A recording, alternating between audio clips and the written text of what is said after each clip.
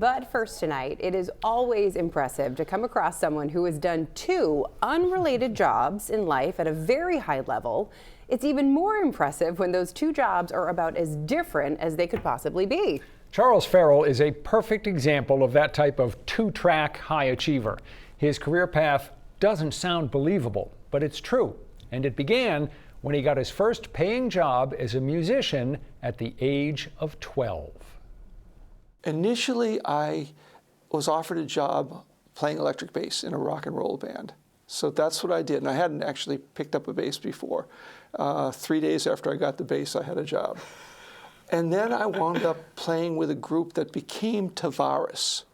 In those days, they were Chubby and the Turnpikes. Chubby and the Turnpikes, fabulous name.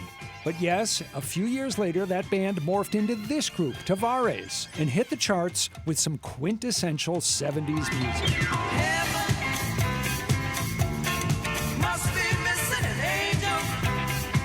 Leaving Chubby and the Turnpikes and missing out on Tavares did Charles Farrell no harm.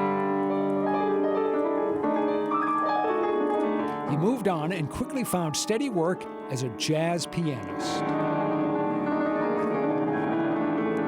I worked in mob clubs.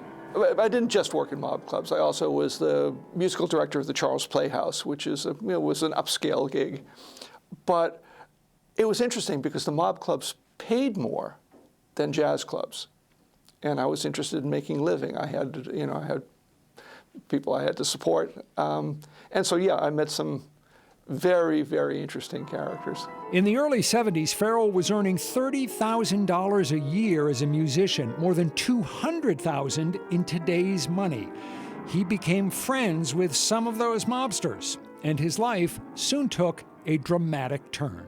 Strangely enough, I've always known a tremendous amount about boxing. And I know that the two things seem to be, mutually exclusive, but for me, they were not. And so I wound up giving mobsters advice about who to bet on in boxing matches, and that led to my kind of deep association with some of those guys. You gave tips to the mobsters on how to bet on fights. That led to your becoming a boxing manager? I became a boxing manager, and becoming a boxing manager led me to fight fixing. And, it's a difficult subject to talk about in a sense, because I can say that the reason I fixed fights, and there's a great deal of truth to this, is because I saw the damage that got done to fighters, inevitably, all of them.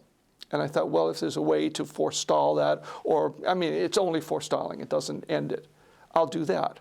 But that makes me seem like a better person than I really was, because I was also making money. You were fooling yourself with that argument, that line of thinking? No, it's an argument I believe. I still believe it. I believe in fight fixing. And even if I weren't making money at it, I believe it for the health of the fighters. They get hurt. How many fights did you fix? Hundreds. Charles Farrell has now written his second book, The Legend of Mitch Blood Green and Other Boxing Essays. Mitch Blood Green was a heavyweight boxer whom Farrell managed for a while. Green is best known for this fight in 1986 against a 19-year-old Mike Tyson, who would soon become the heavyweight champion of the world. From Queens, New York, ladies and gentlemen, let's welcome Mitch Blood Green. As a professional, Mike Tyson had knocked out 19 of the 20 opponents he'd faced up until that match. For Mitch Green, it's pretty much survival. Although Mitch Blood Green lost to Tyson, and he wasn't being managed by Farrell at the time, he was the first pro to go the distance against him without being knocked down. Well, Mitch Green was not a fighter tonight. All he did was try to survive, Barrett. I was quite disappointed in Mitch Green's performance. But here's what fans watching Mitch Green in that bout didn't know. He fought a very disengaged fight with Mike Tyson because he was cheated. Why did you want to write about him now? Part of it's cynicism. I think that Mitch Green has got a good story. And to be completely candid, I write books to try and get things optioned. You think this could be a terrific movie or TV series? Well, it's interesting. I've talked to people about it, and I'm told that it potentially could be. But here's where my limitations come in. I'm told that the only way this happens is if it turns out to be a buddy movie with an optimistic ending. And I don't know how to write fiction, so it's not going to happen. So we've just touched on really kind of the surface of Charles Farrell's life. There's an awful lot going on there between the music at such a high level and the boxing and fixing fights and the seamy side of what he did in that sport, but it all makes for quite a tale. What a life, my gosh.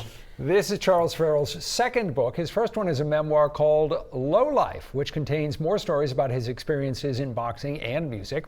He's also released this CD with a fellow jazz musician. It's called 176. Now, Charles Farrell rarely plays the piano in public, but he will be performing with another artist, the one who did that CD with.